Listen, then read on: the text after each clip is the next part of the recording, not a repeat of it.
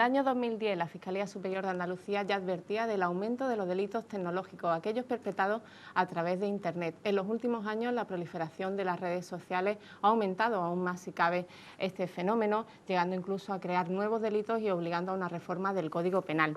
Hoy vamos a hablar de delitos tecnológicos en el jardín. Buenas noches y bienvenidos a todos. Vamos a hablar de delitos informáticos y sus consecuencias, de cómo están afectando a la sociedad y sobre todo cómo están calando entre la población más joven. Hablamos de delitos tecnológicos como son la pornografía infantil a través de la red, de las estafas con tarjetas de crédito o de la difusión de imágenes y vídeos a través de las redes sociales y de Internet, que se han disparado además en los últimos años en Cádiz. Para hablar de estos temas hemos invitado hoy en la mesa del jardín a Manuel González Ramírez, portavoz de la Guardia Civil de la Comandancia de Cádiz. También nos acompaña el abogado Javier Puyol y Carlos Durante, que él es el inspector jefe de delitos tecnológicos de la Comisaría Provincial de Cádiz. Con ellos vamos a analizar este fenómeno y la primera pregunta que os lanzo es ¿qué tipos de delitos son los que más se están denunciando o investigando? Porque no tiene por qué coincidir, imagino, ambos asuntos. Si queréis comenzar, Carlos. Pues sin problema. Bueno, la verdad es que es difícil hacer una determinación de qué delitos se están aumentando en mayor o menor medida, ya que este tipo de delictivo, dado su propia morfología, que tanto el autor como las víctimas se encuentran en puntos diferentes, no existe una paridad, un mismo autor puede provocar un delito que afecte a una gran multitud de víctimas, es difícil focalizarlo, digamos, en un ámbito local o provincial incluso. Yo la verdad que llevo 7 años en este grupo y tampoco estoy notando un aumento muy importante de los hechos. Como comento, es complicado, no hay una estadística certera porque son delitos que se engloban en una tipología separada por el capítulo penal donde se recogen. Pero yo no estoy percibiendo que exista un aumento realmente importante de los hechos delictivos. Sí es cierto que como Internet se está aumentando su difusión entre la población, principalmente años anteriores, a lo mejor yo ahora veo que la cosa está un poco, digamos, estancada en ese sentido. Hay una serie de delitos que sí, que se producen constantemente. Los delitos contra el patrimonio son muy habituales, los delitos contra las personas a nivel de injurias, calumnias, acoso entre menores, pues dada la gran difusión que existe en las redes sociales, sobre todo en este extracto social, pues es normal que exista una problemática importante. No obstante, digamos que delitos realmente graves, como pueden ser pues, delitos económicos de gran encalado o temas de pornografía infantil, en absoluto yo noto que haya un aumento. De hecho, uno de los principales problemas que nos encontramos al investigar este tipo de hechos, y me refiero a este último caso, al tema de la pornografía infantil, es que hay una gran cifra negra, o sea, no nos denuncian, porque de hecho es un tipo delictivo que se investiga muy fácilmente, en el sentido de que tanto la Guardia Civil como nosotros tenemos una gran sensibilización en este tipo de investigaciones. Y una vez que se inician, las redes sociales habitualmente colaboran de manera rápida y positiva, y por supuesto con el ámbito judicial también colaboran de manera muy importante con nosotros. El gran problema es que muchas veces los menores no se lo comunican a los padres y por ende no nos llegan a nosotros las noticias. Coincide en ese planteamiento en que no hay tanto, por lo menos en los casos más graves, sí, a lo mejor las estafas de pequeña cuantía económica y sobre todo quiero que luego nos centremos en ese tema de injuria, de amenaza a través de WhatsApp, sobre todo en toda la población juvenil, vamos a hablar más detenidamente, pero eso es lo que más abunda. Sí es cierto que las redes y que Internet es un caldo de cultivo óptimo para pequeños delitos, o sea, para delitos de pequeña cuantía. Lo que sí es cierto es que se producen con mucha profusión, o una misma persona, un mismo autor, sí que está cometiendo y sí que tiene una proliferación grande de víctimas. Entonces, eso sí que hemos notado un aumento, pero como bien decía Carlos, sí que es cierto que llegar a la denuncia por la dispersión que tienen fundamentalmente las víctimas es bastante complicado, ¿no? Y en el caso del abogado, ¿qué denuncia el ciudadano? ¿Qué más denuncia? Denuncia de delitos cometidos a través de Internet, porque yo quiero partir de una conceptuación y como me toca la parte desde el punto de vista del abogado, tenemos que partir del principio de que un delito tecnológico en sí como tal no existe porque no hay un bien jurídico protegido como tal delito tecnológico, sino lo que existe son la comisión de distintos delitos que se encuentran regulados en el Código Penal, que protegen determinados bienes jurídicos y que se cometen a través de Internet. Dicho esto, que creo que para comenzar y por sentar unos principios, creo que es importante, desde el punto de vista del abogado, lo que le llama más la atención es esa llamada de atención que produce el hecho de estos delitos, a través de prensa, a través de las redes sociales, estos delitos son muy llamativos. La comisión de delitos a través de Internet son muy llamativos y es lo que hace que estén siempre en candelero. Pero por otra parte, como ha dicho Carlos, efectivamente no ha habido ninguna gran proliferación de estos delitos. Yo quiero desde aquí, desde el punto que me toca, tranquilizar a la sociedad en el sentido de decir, vamos a ver, esto no se están cometiendo delitos continuos, constantemente, ni hay gran proliferación. Que la sociedad se quede tranquila, que no se están cometiendo ni más ni menos delitos de los que se cometían. Por eso quiero partir de este principio de tranquilizar a la sociedad. Pero sí está cambiando el modo a través de Internet, que es lo que queríamos hablar hoy, y de ahí que a lo mejor por esa difusión que se le da a este tipo de noticias y de delitos, se crea o se tenga en consideración de que hay más aumento, porque es más visible, es lo que queríamos... Efectivamente es mucho más visible, pero lo que desde el punto de vista del abogado, del respeto a los derechos y a las garantías de los ciudadanos, yo no quiero que la proliferación informativa de delitos sirva luego para justificar determinados aumentos de pena y medidas mucho más represivas de las que tenemos, que desde mi punto de vista creo que son ya bastante y suficientes. Luego vamos a hablar de las penas y de las consecuencias, porque hay mucho también desconocimiento sobre realmente lo que puede conllevar un retweet. Luego vamos a hablar de ese tema, pero no sabemos muchas veces con un simple gesto las consecuencias que nos puede traer y quiero que nos las expliquéis. Pero vamos a ir por partes. Hablábamos de pornografía infantil, por suerte nos decíais que no había gran proliferación de estos casos, pero en Cádiz en los últimos años sí ha habido casos, uno en Jerez, otro en Chiclana. ¿Cómo se investigan estos asuntos? Los dos cuerpos de seguridad, que imagino que también andan conectados en sus investigaciones.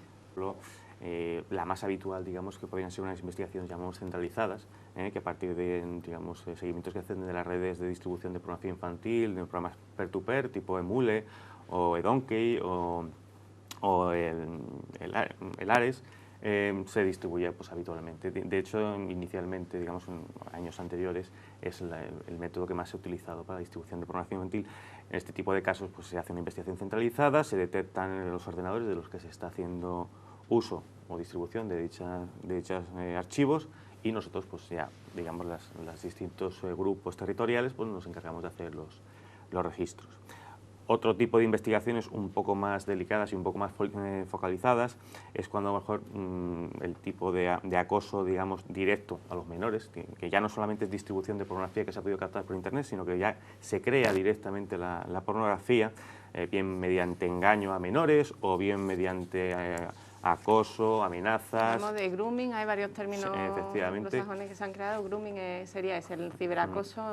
Que realmente pues, nos encontraríamos con delincuentes más peligrosos, ¿no? Porque realmente son personas que están accediendo directamente a los menores. Este tipo de investigaciones, pues la verdad, las que he visto que se han comenzado, la práctica totalidad dan resultado positivo. ¿Siempre parte la investigación por parte de Policía Nacional o Guardia Civil o contáis con denuncia en algunos casos de las familias de los menores? Depende. Cuando hablamos de pornografía infantil, como tú decías, y que el medio de distribución nos encontrábamos que era Internet, hay fundamentalmente dos vías. Bien el intercambio de archivos, en el que el grandísimo problema es que tú no puedes identificar al menor. Estamos hablando de lo que bien decía Carlos, de una investigación centralizada. Y luego hablaríamos cuando los familiares o cuando un menor tiene conocimiento de que determinados archivos o determinados contenidos que atentan a su intimidad están siendo distribuidos o están siendo, como se suelen decir entre ellos, pasados de unos a otros. El gran problema con el que nos encontramos aquí, tú sabes que yo me dedico también al tema de la prevención por colegios, institutos y demás, es el desconocimiento, primero el desconocimiento que tienen de las conductas que pueden ser lesivas para ellos de los menores. Pero el gran desconocimiento, sobre todo, que es lo que llama la atención, o lo que fomenta o lo que puede provocar este tipo de conductas que tienen los padres para poder atajar este tipo de conductas con sus hijos. Eso es lo que iba a preguntar, ¿qué se puede hacer en esos casos? ¿Cuál es el consejo para, no en el de la distribución, porque entiendo que no se puede parar eso, incluso es complicado identificar al menor, pero sí en los casos en los que los padres tienen constancia de que al hijo le están acosando, le están chantajeando con una imagen que en un momento dado, situaciones que se han dado además en Cádiz, de relaciones entre jóvenes, que se han hecho fotos, se han hecho vídeos y después cuando se ha roto esa relación se ha distribuido por internet.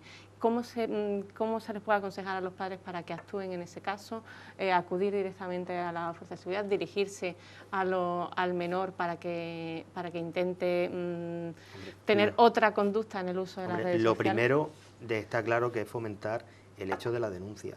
Evidentemente luego hay que hacer una labor preventiva que tanto los compañeros del Cuerpo Nacional de Policía como nosotros llevamos a cabo, cada uno en el ámbito de sus demarcaciones territoriales, y que son una serie de conductas y de charlas que es importantísimo darlas no solamente a los hijos, no solamente a los... Nosotros en este caso vamos por colegios e institutos, ¿no?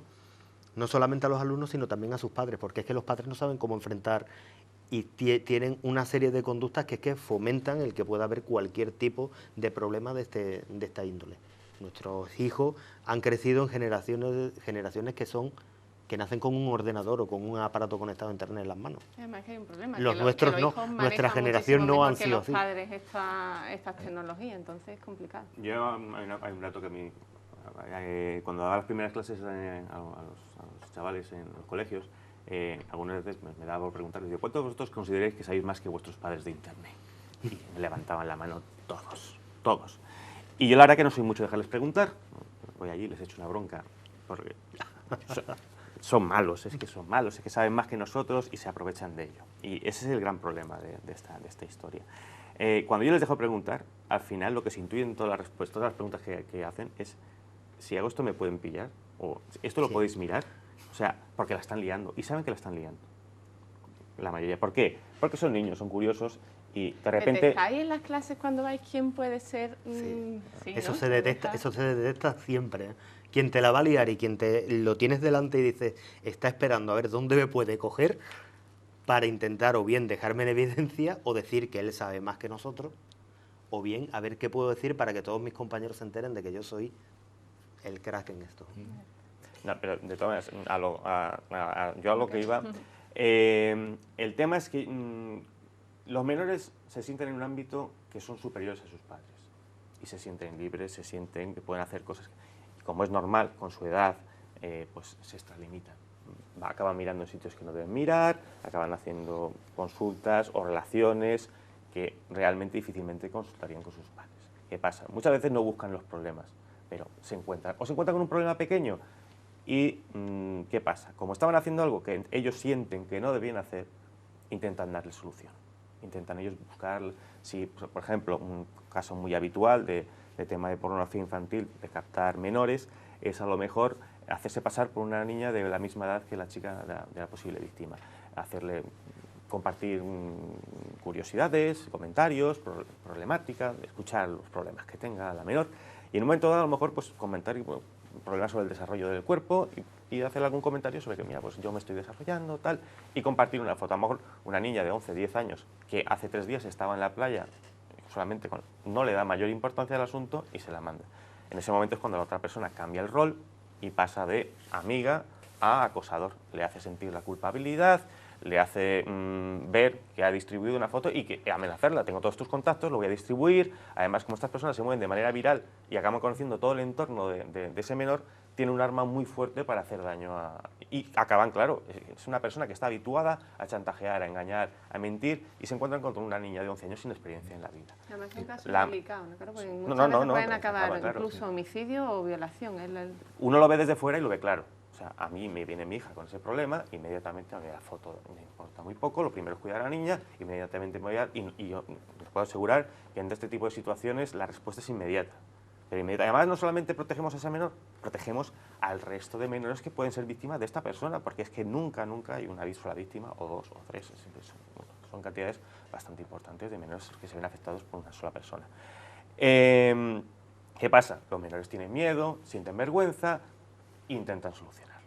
Y claro, normalmente la solución que buscan es, bueno, en el mejor de los casos es no hacer caso, que eso sería una solución bastante buena, porque normalmente una vez que no se hace caso, no se responde, acaban de desaparecer las amenazas, pero lo que hacen es hacer caso al chantaje estándar. Una foto un poco más fuerte, tal, entran en una espiral, encima los menores no saben dar respuesta, caen en depresión y acaban, pues eso, se acaban llegando a casos realmente dramáticos. Entonces, aquí lo fundamental es que nosotros sepamos qué hacen los menores en Internet. Si no sabemos, los padres, que nos lo expliquen, que estemos, perder el tiempo. A mí no se me ocurre mandar a mi hijo de 12 o de 13 años, mandarle a una discoteca y estar hasta las 4 de la mañana y no saber ni con quién se relaciona, ni con dónde está de fiesta, ni nada de nada. Y yo creo que ningún padre lo haría. Entonces, querré saber con quién está, dónde se mueve y tal. Pues Internet es lo mismo. Si es que en Internet se puede mover incluso mucho más que en 4 horas que esté por la noche en la calle. Hay que compartir. Si uno no sabe, pedirle que ellos nos enseñen por dónde te mueves. Si ellos están habituados a comunicarte cuál es su actividad en Internet, cómo se relaciona, cómo utilizan las redes sociales, es más sencillo que cuando les surja un problema nos pidan a nosotros ayuda. Además, Internet está llena de una gran cantidad de información. Los menores, por su cultura, por su conocimiento, piensan... por ende. Sí, pero bueno, yo a lo que iba es... Tiene la costumbre de que lo que está por escrito es como escrito en mármol, es verdad. Y todos sabemos que no es así.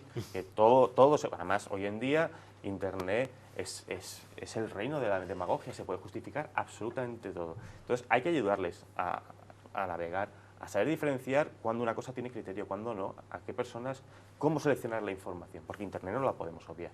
Internet, el que no sepa utilizar Internet en los próximos años, yo creo que va a tener graves problemas profesionalmente. Además, por dar un dato, las redes sociales acaparan el 75% de esos delitos cometidos en Internet. Yo creo que... Yo también digo, y yo creo que Internet no es ni mejor ni peor que la realidad. El crío puede ir a una discoteca y encontrarse en una situación controvertida. En Internet hay sitios buenos, sitios malos, en la calle hay sitios buenos, sitios malos. Y yo parto de que los padres lo que tienen que hacer es ser padres y no convertirse, como se están convirtiendo, en amigos de los niños y en colegas.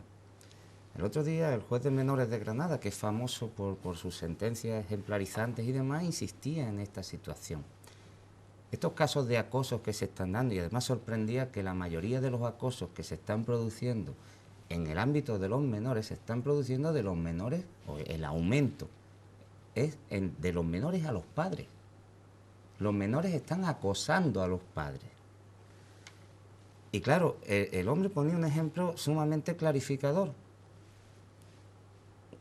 Que un chico de etnia gitana a su padre o a su abuelo, vamos, en la vida se le ocurre ni acosarlo, ni amenazarlo, ni decirle nada. ¿Por qué? Porque siguen manteniendo el principio de que el padre es padre y que el hijo tiene que respetar al padre y que el hijo tiene que respetar a los mayores. Y el delito se está produciendo, bueno, el acoso se está produciendo precisamente en niños de clase media alta. Y ahí es donde parece ser que los padres están perdiendo el papel de ser padres. Perdóname, Javier, precisamente los padres, y corregirme si me equivoco, los padres que son amigos de sus hijos en estas redes sociales, ahí es donde se registran menos problemas, cuando los padres tutorizan de alguna forma y forman parte de su... Yo ahí no estoy de acuerdo. ¿No? Vamos a ver, el padre tiene que ser padre. Y volvamos a que Internet y las redes sociales no dejan de ser un medio, donde quien acosa es porque se encuentra en una posición de superioridad sobre la persona acosada. ¿Qué es lo que pasa? Como bien decía Carlos, si los niños saben mucho más que sus padres, Internet no deja de ser, hay muchísimos padres que empiezan a conectarse a Internet también y a cometer los mismos errores que esos niños que hoy tienen 16 o 17 años cometían cuando empezaban con 12 años.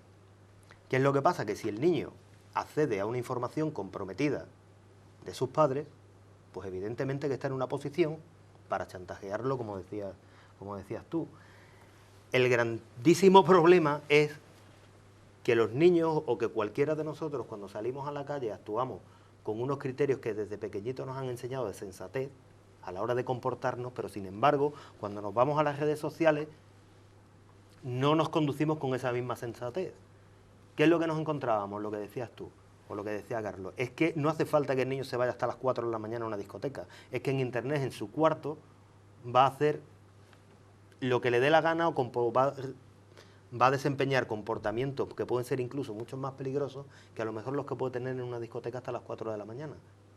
Cuando tú le das determinados consejos a un crío, se los das hacia él para su comportamiento, pero esos consejos no son válidos para sus padres. Tú a un niño le dices que lo primero que tiene que hacer es quitar el ordenador de su cuarto, o a los padres le pregunta que dónde tienen el ordenador con la conexión a internet, y el 99,99% lo tienen en su dormitorio, donde los padres no tienen acceso ni a qué contenido han estado visitando sus hijos, ni qué páginas visiten, y además no tienen ni idea ni siquiera de cómo acceder a los sitios por donde su hijo ha ido visitando. Porque hay una cosa que sí quiero dejar claro, que todo esto, toda la información a través de Internet deja rastros. Luego, a nivel de la investigación, se rastrea absolutamente todo, pese a que se puedan, por ejemplo, un tuit o un comentario que se borre. Yo lo borro de mi tablet o de mi smartphone, pero queda constancia y queda registro de que eso se ha quedado así, y luego es la baza, entiendo, desde el punto de vista legal, para defender ese... Hombre, el rastro queda por la IP. La IP para entender, bueno, ellos que se mueven, sobre todo Carlos, en el ámbito de los delitos tecnológicos, es mucho más experto que yo en este tema. Yo voy a resumir muy sencillo y seguramente sin ninguna precisión técnica lo que voy a decir acerca del rastro. La IP de un ordenador es una matrícula como la que puede tener un vehículo. Lo que pasa es que esa IP como tal no está registrada como puede estar registrado un vehículo en tráfico. Esta IP, esta matrícula, va circulando por las carreteras que son las vías, que es Internet. Hombre, si esa IP, esa matrícula llega a por decirlo de alguna manera, a una gasolinera, y en esa gasolinera hay una cámara que pilla la matrícula, pues evidentemente a partir de ahí, que la policía está ahí, puede hacerlo. Luego ya, si tiene que solicitar a quién pertenece esa IP, necesita una autorización judicial, pero hasta ahí la policía puede hacerlo, porque la IP es pública. Entonces, si paran una gasolinera que tenga cámara, sí, pero claro, si empieza a navegar por sitios que por regla general, los sitios no deseados, por decirlo de alguna manera, en Internet, que también los hay, no tienen cámara y no quieren que se queden registrados. Me explico. En un medio de comunicación, evidentemente, tiene cámara y ha registrado la IP. Pero en un sitio de pornografía infantil, pues, difícilmente va a haber cámara. Eso me imagino que es lo que querrán explicarnos ahora desde el punto de vista técnico, que no se puede controlar ese ordenador del que se ha realizado alguna transferencia de ficheros, además, sin perjuicio de los sistemas que tiene la Guardia Civil y la policía para detectar, sobre todo en los casos de pornografía, quién se ha descargado, cuánto se ha descargado y qué se ha descargado. Porque no olvidemos que dentro de la pornografía infantil está castigada la tenencia.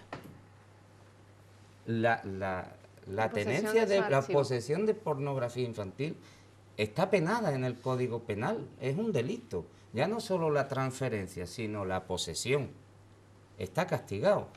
Y esto, hablando o conectando con el tema anterior, mientras esto no se comunique, no se expanda, no solo a menores, sino a muchos mayores, porque yo me encuentro defendiendo a muchas personas que se han bajado una cantidad ingente de películas, y, vamos, un caso concreto y además un caso real.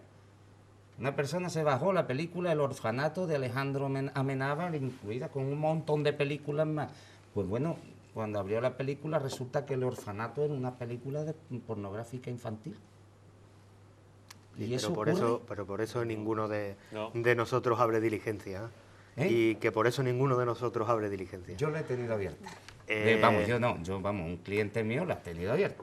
La explicación que cada uno da cuando se ve delante es más, siempre suele ser la misma excusa. El caso concreto que yo tuve fue el siguiente. Un señor que además se bajó Otro caso, vamos, un señor se baja o le envían. Que también es delito. Que también, no, La bueno. descarga. La descarga. La posesión es el delito. Pero un señor le remiten o encuentra en internet unas imágenes de pornografía infantil. Este señor la envía a su vez a 3 o 4 personas para decirles, mira lo que hay aquí, esto hay que denunciarlo. Bueno. Hombre, No en parece ya abstracto haberlo estamos en presencia de un avisado. delito, Claro. sí, pero bueno, conoce esa persona que eso es delito y aquí vamos, educación para los menores y más conocimiento al público en general de cuáles son los delitos, Pero las el conocimiento conductas. de la ley tampoco exime de su cumplimiento. No, pero también hay un artículo en el Código Penal que nos dice que el error invencible sí exime de cumplimiento y el vencible atenúa la responsabilidad. Esto también existe. También existe. Porque bueno, hay delitos, hay delitos que son malos por sí mismos, como puede ser un homicidio, un asesinato, pues todo el mundo sabe que matar a otra persona es delito. Pero hay otros delitos que son delitos porque alguien dice que son delitos. Son lo que los canonistas históricos decían, los mala cuia prohibitia. Son los actos que son malos porque están prohibidos. Estos actos que son malos porque están prohibidos, esto hay que ponerlo en la sociedad. La gente tiene que conocer esto, porque es que si no, Ahí es donde realiza queremos conducta. ahondar hoy, Javier, sobre todo en esa sensación de impunidad. Y yo creo que brevemente nos expliquéis, antes de marcharnos a publicidad, brevemente nos expliquéis ese rastreo de la IP, realmente si es tan certero y es tan fácil de investigar o no. Yo no voy a entrar en detalles de cómo investigamos, por razones obvias. Por razones obvias, sí. Vamos a ver, yo me acuerdo de las primeras investigaciones que cuando entré en este mundillo y tal, que el principal problema que me encontré era yo mismo. ¿Por qué? Porque aquí se encuentra, uno empieza a investigar y ve 25 líneas de investigación. La tarjeta de crédito, el dinero, la IP, el número de teléfono, el SIN, el email. Y dices, pues, empiezas a pedir todo. Dices, voy aquí a hacer, mejor de una cosa de pequeña, de 500, 600, 700 euros, preparas, y empiezan a llegarte las contestaciones y al final dices, la que he liado yo aquí, yo solo. Hay muchas vías de investigación, no solamente la IP no sirve, pero en determinados delitos. Hay delitos que yo directamente sé que no me van a servir, no voy a decir en cuáles ni en qué circunstancias, pero yo sé que hay delitos que en otros sí me pueden ser muy, muy útiles y de hecho son realmente pues directamente vámonos a por esto, que con esto salimos para adelante casi seguro. Que es si hay dinero de por medio, lo mejor es seguir el dinero. ¿Dónde acaba el dinero? En las manos del autor, no se lo vas a dar a otro, eso es una cosa, claro. Teléfonos, hay 1000 vías, las redes sociales entre ellas están intercomunicadas de 1000 maneras, también jugamos con eso mucho y la principal baza no es que tengamos unos grandes medios ni unos grandes conocimientos, simplemente que estos delitos, aunque le cambien digamos el disfraz, el envoltorio, cómo se muestran a la víctima, cómo le engañan, como tal, al final todo viene a ser lo mismo, la misma historia cambiado a la morfología. Y al final, pues a base de hacerlo una y otra vez y por las experiencias de otros compañeros, pues acabas rápidamente sabiendo por dónde tirar. Hay casos que... Yo, por ejemplo, ahí sí quiero alertar que hay que tener mucho cuidado cuando se manda dinero al extranjero. Vamos a hablar ahora después de esas porque estafas y esas compras a través de internet sí y demás. Vamos a hacer una pequeña pausa para publicidad y regresamos abordando ahora estos asuntos.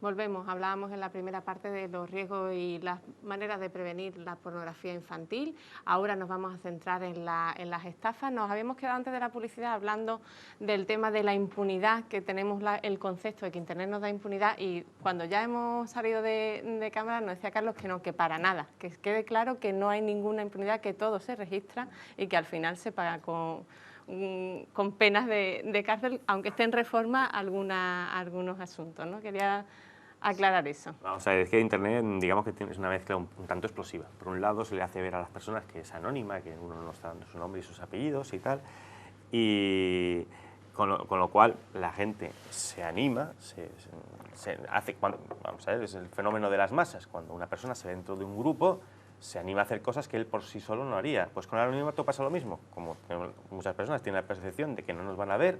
O sea, yo siempre pongo el ejemplo de la apropiación indebida. Encontrar un dinero en la calle y apropiárselo es un delito, pero muchas personas que no robarían en ningún caso algo de otra persona, si se lo encuentran en la calle, ¿cuántos de ellos lo llevan a la comisaría y cuántos se lo meten en el bolsillo? Y no deja de ser un delito igualmente. ¿Dónde está la diferencia? La diferencia está en que no me van a pillar, en que no saben que soy yo, y entonces sí me lo quedo. Pues en Internet pasa lo mismo. En Internet se mezcla esa percepción de anonimato, que es falsa, con precisamente el que dejamos rastro de todo lo que hacemos. Pero de todo, no solamente de lo que estamos haciendo en ese momento, sino todos nuestros actos previos. Porque Internet es lo que tiene, es muy mecánico, lo registra todo. Yo no voy a decir que no es de utilidad, que no lo es, está todo muy reglado, la gente puede estar tranquila en el sentido de que nosotros no podemos meternos en la intimidad de las personas si no es con un mandamiento judicial previamente justificado. Y la verdad es que con los delitos, estafas, además que ahí se mezcla el elemento de la disposición patrimonial del dinero, que realmente es otra fuente de investigación muy buena, yo creo que el porcentaje de esclarecidos es muy alto, siempre y cuando, digamos, que el hecho delictivo se mantiene dentro de lo que es el Estado. ¿Por qué? La gran problemática, lo que está entonces, es cuando el dinero sale fuera. Cuando no estamos hablando de redes organizadas, redes internacionales. ¿Por qué? Porque esta gente van a buscar siempre países que no colaboren de igual manera que nosotros. Por ejemplo, ya solamente el hecho de pasar a Francia ya no lo complica. ¿Por qué? Porque hay que hacer una traducción de los mandamientos, pedírselos a ellos, tener en cuenta la autoridad judicial de ahí. No obstante, pues, por la general los países de la Comunidad Europea van a colaborar y no van a tener ningún problema. Pero hay muchos llamados paraísos informáticos, países que no nos dan la información o que nos la dan muy lento, o que además estas investigaciones o nos la dan un periodo de tiempo o ya no tenemos manera de poder identificar las IPs u otros datos que nos lleguen para investigarlo. ¿Qué tipo de estafas son las que se registran económicas principalmente? Hablábamos antes de alquileres o pequeñas ventas que a lo mejor no llega al final el producto. ¿Cuáles son esas estafas? Hay determinados portales de anuncios en los que se publicitan determinados objetos o determinados, por ejemplo, periodos vacacionales y tal, que son curiosos cómo la gente sigue cayendo en esa historia, ¿no? Te podría poner el ejemplo de cuando va llegando la época estival, alquileres vacacionales. Alquileres vacacionales que a cualquiera nos llamaría la atención cómo puede costar una quincena en pleno mes de julio, en pleno mes de agosto, 800 euros en Conil, cuando todo el mundo sabe de que un alquiler... Hay que tener cuidado. Claro. Hay que aplicar lo que os decía antes, la misma lógica, desconfiar cuando algo es tan sumamente barato. Si todos los alquileres que se están ofertando están en torno, pues imaginemos a los 2.000 euros, pues bueno, si hay uno que te lo está alquilando por 800, desconfía. Y además, compórtate como harías en la calle. O sea, tú a un desconocido no le darías por la calle físicamente 800 euros. ¿Verdad que no? Nadie iría dando dinero de esa manera a una persona que no tienes manera cómo llegar a él. Sin embargo, por internet sí se hace. Se ofrece información, se realizan pagos. Todo esto a personas que luego sí, como el dinero se sigue y el dinero llega al autor. Pero claro, son normalmente lo que se le pide a ese supuesto a este supuesto inquilino, pues son cantidades que nunca van a superar los 400 euros. La sensación de impunidad que tú decías antes es grande en el sentido de que la gente pretende que la persona, cuando comete un delito y se le coge y se le lleva a dependencias oficiales, pues de allí salga directamente a prisión. Y todo lo que no sea que no ha ingresado en prisión, pero incluso los mismos profesionales de los medios de comunicación, ¿pero cuántos han ingresado en prisión? Pero no, espera. Es que por esto ingresar en prisión a priori... Es más ingente esa investigación y tal, es mucho más aparatosa que luego la consecuencia penal que pueda tener, ¿no? Es que por la falta la consecuencia penal... se puede detener. La consecuencia penal, vamos a ver, que la tendrá, pero la tendrá cuando se celebre el juicio. ¿Qué es lo que pasa? Que la gente lo que quiere es ver que esa persona sale de unas dependencias oficiales a prisión y no encontrárselo mañana ni pasado mañana otra vez en su mismo pueblo, en su misma ciudad y verlo otra vez, ¿no? Sí, pero porque está cabreado. Claro. Porque esa persona está cabreado, con razón. Y sobre todo cuando lo han tomado por tonta. Porque, vamos a ver, uno de los elementos de la estafa, yo creo que es que el engaño sea bastante y suficiente. Dejamos fuera de las estafas los engaños burdos, pero bueno, lo lógico, al igual, pero esto siempre existió. La estafa siempre ha existido en la calle y ahora en Internet. El timo de la estampita en la calle, bueno, en películas españolas nos lo enseñan. Pues en Internet pasa lo mismo. Y en Internet la gente lo que tiene que hacer es lo que dice Antonio, es que, vamos a ver, que hay que tener cuidado con las ofertas que se producen. Y además, por regla general, aquellos que, los estafadores, por regla general, saben muy bien la distinción entre delitos y faltas. Y saben que cometiendo una falta, después otra, después tal, y cambiando de nombre, aunque luego puede convertirse en un delito, varias estafas, pero lo hacen muy bien, de manera que por cada 400 euros o 390 euros van haciendo varias estafas, no solo ellos, sino también familiares y demás, y van consiguiendo una gran cantidad de dinero. Pero claro, un apartamento en Conil, en Los Caños, en Tarifa, en Sanlúcar, por 390 euros el mes de julio, el mes de agosto, hombre, por muy de Barcelona que sea, comprueba. Hombre, comprueba. Y entonces, ¿qué ocurre? Que se cuelan en comisaría a los abogados cuando también nos toca ejercer la acusación. Pues bueno, y este no va a ir a la cárcel. Mire usted, señor, si es que a usted le han tomado el pelo. Y eso duele. Y mire usted, este señor se lo va a encontrar usted en la calle. Y a lo sumo saldrá condenado por una falta. Tendrá que devolver a usted los 390 euros si sale condenado y se demuestra que por regla general después insolvente y nos vamos a encontrar con un muro. Es decir, encima le van a dar a este señor una sentencia a su favor que la va a colgar en la pared porque este señor es insolvente y nada más. Y le pondrán... Yo tampoco quiero dar esa... quiero matizar un poco, porque me parece que es una perspectiva un tanto negativa de todo esto. En primer lugar, sí es cierto que este tipo de delitos normalmente pues, las cantidades no son muy grandes y normalmente suelen ser faltas. Por nuestra parte estamos intentando, en la medida de lo posible, primero porque el principal problema para este tipo de investigaciones es, digamos, que no hay una claridad en quién es el competente, dónde reside el autor, dónde residen las víctimas, cuál es el jugador que le tienes que pedir los mandamientos. Un mismo hecho tiene 30 víctimas, a lo mejor tienes abiertos 30 procedimientos al mismo tiempo. Es para volverse locos en algunas circunstancias y luego te puedes encontrar, sobre todo al principio, que a lo mejor 2, 3, 4, 5 grupos estábamos investigando prácticamente lo mismo. Nosotros lo que hacemos, además, los medios son los que son y hay que optimizarlos. Una vez que se recibe una noticia de una denuncia, primero, mira si hay otras investigaciones, tanto nuestras como de la Guardia Civil. Si hay alguien que ya está investigando, ceder la investigación para que agrupen y optimizar medios. Segundo, normalmente todo esto va a unas cuentas bancarias, giros postales. Si no hay nadie más que lo esté investigando, ir a ello. Identificar el mayor número de víctimas posibles en mi investigación. ¿Por qué? Porque por un lado voy a ahorrar que el resto de compañeros se vean en buscar quién lo está investigando, cómo nos coordinamos, tal. Si yo ya hablo con la víctima y digo, oiga, vaya, le han estafado, porque muchas veces que todavía no son conscientes, están esperando que les llegue el paquete, el iPhone, lo que sea, el perro, porque en Internet lo venden de todo, y agrupar de tal manera que ya le demos una consistencia de delito, no solamente de una falta. ciertamente el dinero es muy difícil recuperarlo. Una persona, además que en estos casos suelen ser estafas bastante burdas y es bastante fácil llegar al autor de los hechos. A lo mejor nos pueden poner 1 o 2 peldaños, pero además estas personas suelen ser reincidentes y ya son conocidos. Nosotros los de nuestra zona vemos cómo es un perro, pues tal. Esto es un teléfono, en esta época un S2, este es fulanito. No los conocemos y sabemos más o menos, y en cada sitio pues pasa lo mismo. A ver, se me ha ido un poco el hilo. Decías que era complicado recuperar el dinero. Eso, recuperar el dinero. Porque un mensaje te dice, ¿no? ¿Y yo cuándo voy a recuperar? Estas personas realmente pues, son insolventes prácticamente en su totalidad, y una vez que sacan el dinero, evidentemente no nos lo van a ingresar a una cuenta para que vamos nosotros a intervenírselo.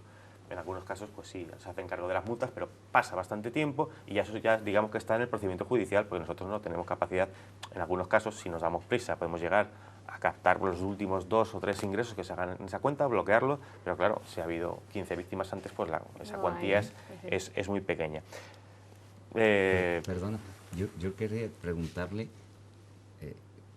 ¿cómo percibís la próxima reforma del Código Penal que va a despenalizar las faltas? Porque si estos temas, por lo menos el dolor de cabeza al estafador, por lo menos se le da. A partir de ahora, de la próxima reforma que se espera que se va a aprobar, porque claro, el gobierno que hay, tiene mayoría absoluta en el Parlamento y va a aprobar. ¿Creéis que van a desaparecer la posibilidad de penalización de alguna manera de todas estas faltas? ¿No? Porque pero yo creo que no. Porque es que esto ahora pasa a infracciones administrativas. No creo, porque muchas veces estas cosas, cuando son proyectos y lo vemos desde fuera, tampoco tenemos una percepción clara de lo que realmente va a ser. Pasó una cosa parecida cuando sacaron la nueva ley sobre secretos de telecomunicaciones, que leyéndola daba la sensación de que nosotros no podíamos pedir una información, un mandamiento judicial, si no se trataba de un delito grave, con lo cual prácticamente se nos hacía de noche para todas las investigaciones que llevábamos día a día. Sin embargo, pues luego ya llegaron las interpretaciones y ha habido que había perfectamente encaje en que nosotros se pudiéramos pegar, porque de hecho nosotros los mandamientos o nos lo autoriza la autoridad judicial o nosotros no. Directamente no podemos hacerlo. Claro. Habrá que esperar. Vamos con otro tema, con la violación de la intimidad que hablábamos antes, la difusión de imágenes y vídeos a través de Internet, de redes sociales, vía WhatsApp, vía Twitter, que estábamos comentando antes. ¿Cómo actuar en estos casos? ¿Hasta qué punto es delito o no? Lo que comentábamos al principio, retuitear o reenviar un vídeo con contenido sexual que pueda dañar la intimidad de alguien. Comentar.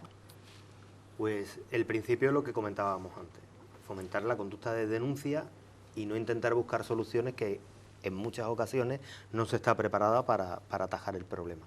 Nosotros una cosa que siempre le decimos a los críos cuando vamos a un centro es que el control lo tienen ellos simplemente haciendo así, apagando.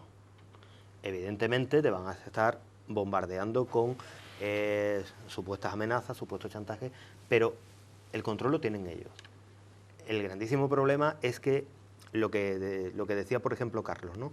Se empieza con una foto de pequeño contenido o un comentario de pequeño contenido que luego se difunde y eso da pie a ir subiendo de tono los requerimientos, ¿no? Tener en cuenta primero que la persona, que cuando ya estamos hablando de alguien que es un profesional de esto, nosotros a uno de ellos pues le hemos llegado a detectar 105 identidades diferentes que llevaba a la vez para cometer este tipo de acoso a una misma persona y que manejaba y iba saltando de una a otra con una rapidez increíble, ¿no?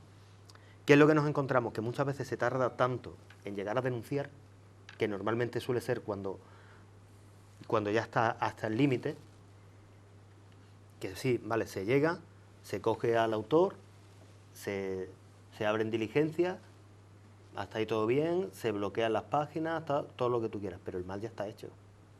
Porque el contenido... La recomendación en todo caso sería no hacerlo, ¿no, Antonio? Claro, vamos a ver, la primera, claro, La primera es no hacerlo, no robes.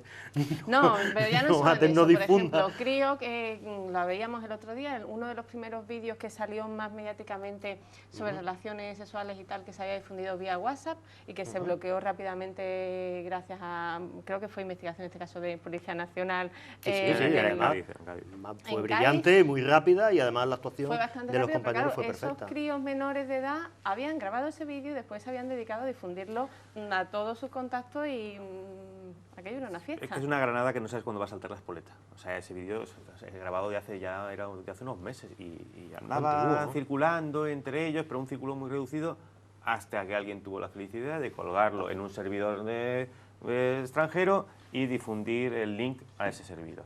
Yo, de hecho, a mí me sorprendió mucho porque yo el día anterior me había marchado a mi casa por la tarde, tranquilamente, y yo cuando vuelvo pongo la radio y escucho que sí, un vídeo difundido que en Cádiz, ¿de qué están hablando? Y cuando llego y empiezo a mirar por las redes sociales, claro, que había empezado todo a moverse a las 2 de la mañana. Y a partir de las 3 empieza a haber referencias en un montón de foros y se montó lo que se montó en 5 o 6 horas. Yo en el colegio se lo digo a los niños siempre, si no queréis que os vean de una manera, no sacáis fotos. Las fotos y los vídeos es que son una caja de bombas. Las tarjetas de memoria, aunque uno las borre, se pueden recuperar las fotos. No se tiene suficiente cuidado. Además, los menores están habituados a un contacto con lo audiovisual desde lo más inicial. Sus móviles ya tienen todos cámaras de fotos, tal. Hay que concienciarlos, hay que tener cuidado con eso. Además, incluso, pues, no, es que solo me saco parte del cuerpo, caramba, pero si tienes al lado una foto, tal, pues haces un montaje y ya dices, mira, esta es esta. Ya está. Y la única manera de evitar la distribución de este tipo de fotos es no hacerla. Es no hacerla porque es que el problema es que se ha distribuido la idea de que es algo normal, que es algo habitual entre los menores, los adolescentes e incluso entre los adultos. Hay que tener cuidado con el sexting, con la distribución de... Porque es que además nosotros ahí es ponerle puertas al campo. Es muy, muy complicado. Una vez que se ha difundido, a lo mejor podemos llegar a las personas que primero lo han... Si está de pornografía infantil, pues llegar, detenerlos, pero esas fotos, una vez que han entrado en el caudal de Internet, es muy difícil retirarlas. A lo mejor las de pornografía infantil sí podemos hasta cierto punto circunscribirlos ya a un ámbito, digamos, delictivo, donde se mueven entre los pederastas y tal, pero las fotografías, digamos, de personas adultas y tal, si ganan cierta relevancia en Internet, es muy complicado luego poderlas retirar. ¿Qué consecuencias jurídicas tiene eso? Bueno, hasta ahora, y digo hasta ahora porque va a haber la reforma que se prevé, va a haber una modificación en este sentido. Hasta ahora lo que se castigaba únicamente era la vulneración de la intimidad mediante la obtención de secretos. Entonces, esto podía tener cierta relevancia en el ámbito del honor de esa persona, de la intimidad, incluso podía ser castigado pues como una simple falta el hecho de que una persona con su consentimiento remite un vídeo, una foto, estoy refiriendo al supuesto de la concejal Olvido Hormigo, que es que aún hoy se mete uno en internet, pone Olvido Hormigo y sale el vídeo. En este caso se tuvo en cuenta el concreto, consentimiento de ella a la hora de enviar el claro, vídeo. ese es el problema fundamental o nuclear dentro del problema penal, que es que ella con su consentimiento remite un vídeo a otra persona. ¿Qué ocurre? Pues que esta persona no ha obtenido ningún secreto por ningún medio ilegal para poder aplicarle la revelación de secreto y la obtención de secreto, no, porque es que ha sido consensuado, no, con consentimiento remitido el vídeo. ¿Qué ocurre? Que si esta persona lo remite a un tercero, ¿está desvelando un secreto?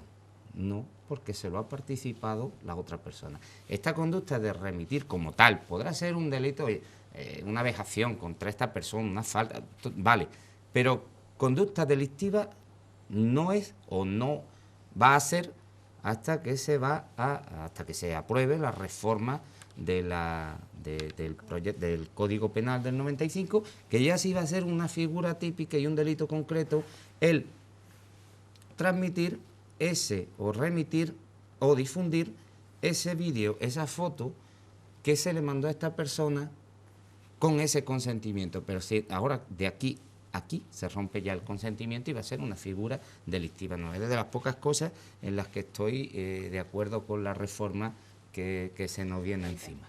Y con eso, os preguntaba también antes el hecho de retuitear, por ejemplo, un mensaje que hace apología del terrorismo. ¿Quien retuitea ese mensaje también tiene esa responsabilidad? Depende si vamos a ver, es que es el mismo supuesto, depende. Si una persona se lo manda a otro y este otro lo manda a otro con su consentimiento, bueno, vamos a ver, estamos hablando, perdón, de apología del terrorismo. Sí, te había puesto ese ejemplo. Es que la apología del terrorismo se castiga por sí misma. ¿Veis que era introducido o, por en el ejemplo, delito? vulneración del honor de una persona, algún comentario que entre a vulnerar el honor de una persona. Es que Todo aquel que se haga eco de esa, o hablábamos de imágenes y de vídeos, o puede ser un comentario, una amenaza, en esos supuestos, quien se haga eco también de esas informaciones, por esa facilidad que nos daban las redes sociales ahora, de en un simple gesto poder redifundir eso aún más, ese mensaje aún más. Bueno, vamos a ver, esto es el tema que plantea delicado si se retuitea. Estamos hablando, porque lo que no cabe duda que el que lo publique la primera vez, ese sí, o el que sea el autor del comentario, ese no cabe duda. Ahora bien, el retuitear, el remitir a otras personas una noticia que ha aparecido en un foro, es como analógicamente como si apareciera en un medio de comunicación. El autor es el autor. Si hace referencia a que ese comentario ha aparecido o es de, y solo lo retuitea sin que tú introduzcas nada más, poniendo la fuente de dónde proviene, evidentemente esa conducta es impune. Ahora bien, si uno añade cualquier comentario a ese retweet, evidentemente tú eres responsable de lo que estás haciendo también. Hablábamos también de amenazas e insultos a través de Internet y hemos comentado sobre todo con la facilidad de portales de noticias, lo hablábamos antes fuera de cámara, portales de noticias que te permiten poner un comentario desde el anonimato, con un nick, tal. ¿Hasta dónde llega la libertad de expresión ahí y hasta dónde llega el derecho al honor de la persona a la que se vulnera? Igual que en la calle. Igual que en la calle, es que Internet en ese sentido tal es un medio, punto. No es más. Lo que pasa que tiene acceso a que lo vea muchísima más gente, de acuerdo. Pero las consecuencias son peores, no es lo mismo que alguien te insulte en la calle que las consecuencias son peores, pero nosotros no podemos entrar dentro de que lo vean más o lo vean menos. Es que si son unas amenazas o unas injurias ya son con publicidad, o sea, en todo caso, ya siempre es un agravante. Pero bueno, es lo mismo que unas injurias que se hagan en persona, y además es el juez ahí el que determina si existe o no existe el delito, si es falta o no. O sea que, pero ha habido varios casos en ese sentido, sé que Javier además ha defendido alguno como abogado y ayer veamos la noticia que el Tribunal de Zarbuco además hace responsable a los medios de comunicación. Cuidado, ¿no? Que ya cambiará la doctrina ahí también. Sí, bueno, que efectivamente, ayer salió una sentencia del Tribunal de Derechos Humanos, que está ahora tan de moda, por otras cuestiones, y efectivamente viene ya a consolidar una tendencia que ya se inició en el Código Penal del año 73, ya aparecían en los delitos de imprenta, se establecía una responsabilidad escalonada, por si no aparecía el autor material del hecho, pues aparecía, luego respondía el director, después el editor, después en fin. Y ahora, lo que en el Código Penal actual también existe, pero y además no solo habla de delitos ya no se habla de delitos de imprenta. El Código del 95 habla de medios técnicos, los titulares de los medios técnicos, y el Tribunal Europeo de Derechos Humanos ha venido a dar carta de naturaleza a ese artículo del Código Penal para que ya se aplique fehacientemente y con claridad, que no haya lugar a dudas de si no se encuentra el autor, que respondan estas personas. Lo que ocurre es que ahora el tribunal además introduce un añadido, y es que los medios van a ser solidariamente responsables junto al autor. Con el autor. Entonces ya no es que no se va a responder solamente en cascada como se responde hasta ahora, sino que va a haber una solidaridad, es decir, que van a responder los dos, cosa que me parece bastante acertado, porque bueno, Internet no puede servir para insultar. Internet, el que quiera hacer un insulto, yo como si quiero mandar un comentario, escribir una carta, hacer una crítica, pues firmo con mi nombre y con mi carnet de identidad debajo. yo creo que esto se debe de solicitar, de que se implante en Internet también. Y vamos a dejarnos de denuncias anónimas, de comentarios anónimos que solamente favorecen primero a los cobardes y luego que no se sustente un Estado de Derecho sobre denuncias ni comentarios anónimos. Yo imagino que además está colapsando muchos casos y muchos juzgados con pequeñas denuncias por ese tipo. No son pocos los políticos que se han visto obligados a denunciar ese tipo de conclusiones. Estamos terminando. Me gustaría que para finalizar me hicierais una pequeña mensaje. Hemos incidido muchísimo que tengan muchísimo cuidado los ciudadanos con Internet, que en el uso sean prudentes, que los padres vigilen. Eso quiero para terminar, por favor, que me hicierais una pequeña valoración de cómo hay que actuar en Internet y ante ese tipo de delitos que nos podemos encontrar. Vamos a ver, sí. Y voy a intentar ser breve, pero es complicado con lo que has pedido. Lo primero, cuando entramos en Internet vamos descubriendo un abanico de posibilidades. Ir poco a poco, ir conociendo cada cosa en la que nos vamos, cada ámbito que vamos descubriendo, las apuestas, las compras, la banca online, ir hasta que uno no vea que realmente maneja un mundo, no querer utilizarlo plenamente. Si uno no conoce algo, lo más probable es que acabe siendo perjudicado. Tener mucho cuidado con los envíos de dinero al extranjero. Si alguien nos pide mandar dinero, sobre todo si nos lo piden vía empresas de mensajería instantánea de dinero, Western Union, MoneyGram, son empresas basadas en la confianza, para mandárselo a familiares, conocidos, pero nunca para hacer transferencias comerciales. Si alguien por internet nos pide que hagamos una transferencia por esas empresas, va a ser una estafa en un 99%. Y las empresas son buenas, no dan ningún problema, sí, pero están pensadas para eso. De hecho, ellas en sus propias páginas web alertan de ello. Evitar los chollos en Internet no existen, pueden ser cosas un poco más baratas, pero los chollos en sí no. Internet nos da la posibilidad de investigar. Si, por ejemplo, el tema de los alquileres, se pueden hacer varias cosas. Si nos dan un correo electrónico, meterlo en Google. Si vemos que esa misma persona está alquilando con ese mismo correo 5, 6, 7, tal, mala pinta tiene.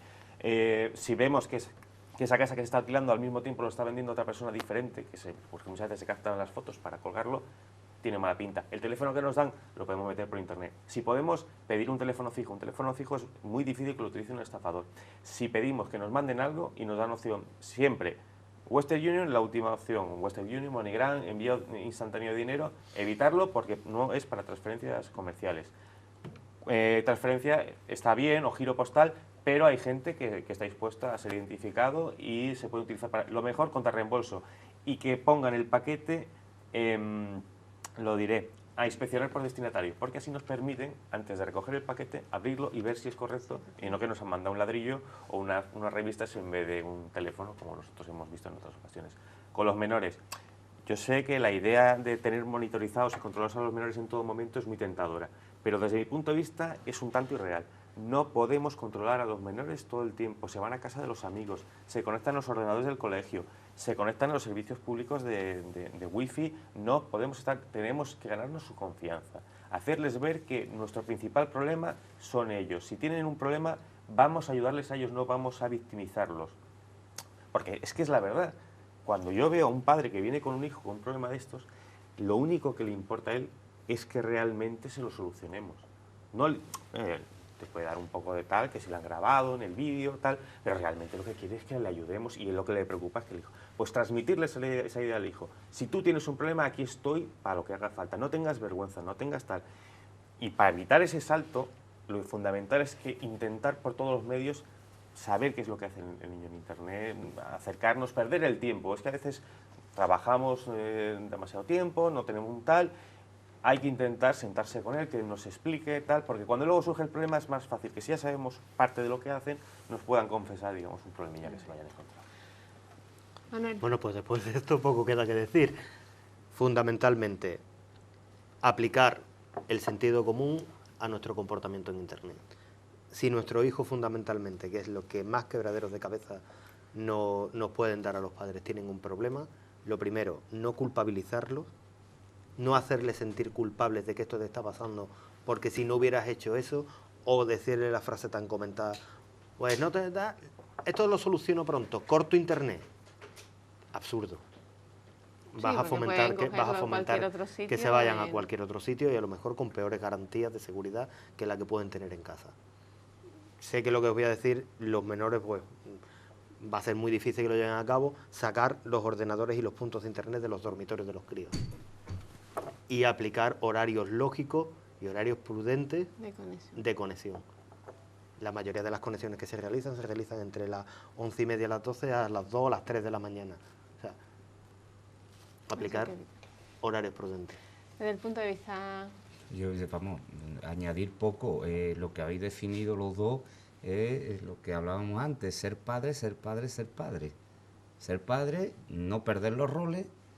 Ser padre, no perder el principio de autoridad, que también es un principio democrático y sobre todo dentro de la familia es necesario, y que los hijos son hijos, ni colegas ni amigos, hijos.